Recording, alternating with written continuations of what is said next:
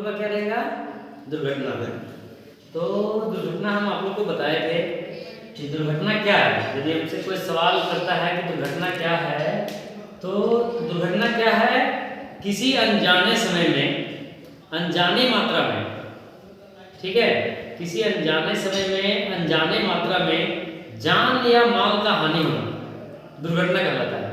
ठीक है, तो दुर्घटना होने का कारण, दुर्घटना होने का 7 मुख्य कारण हम लोग अभी देख रहे हैं। ठीक है, हम लोग आईटीआई में हमको 7 मुख्य कारण बताया जा रहा है, इससे ज़्यादा भी होता है लेकिन मुख्य कारण 7 है।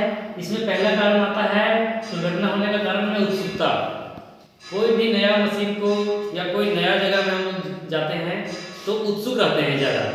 ठीक है, तो हमें कोई भी मशीन को जिसमें हमको लगे कि नया मशीन है तो ज़्यादा उत्सुक होकर उसको छेड़छाड़ नहीं करना है, वो मेरा दुर्घटना का कारण बन जाता है।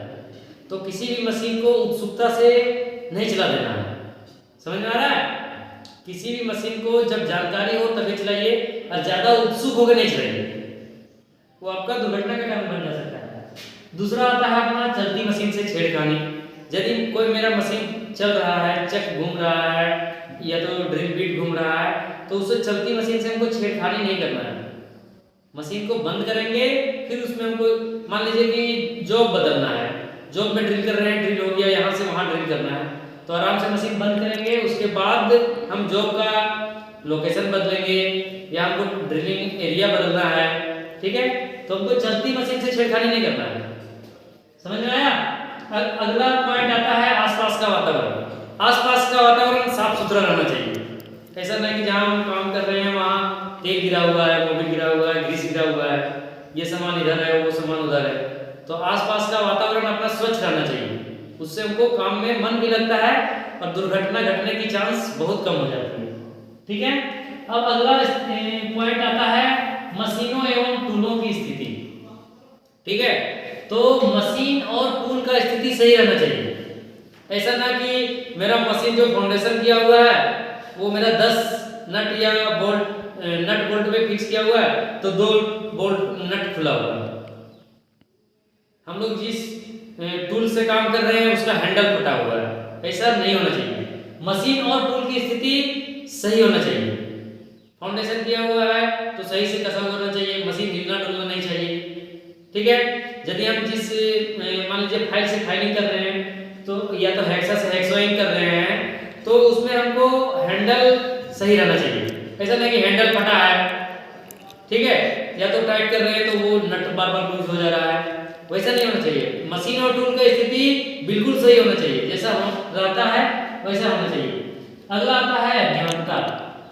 अज्ञानता का विशेष बात यह है कि किसी मशीन के बारे में हमको पूर्ण ज्ञान नहीं है, हम उसको चला दिए, ठीक है, तो वो दुर्घटना का कारण बन सकता है।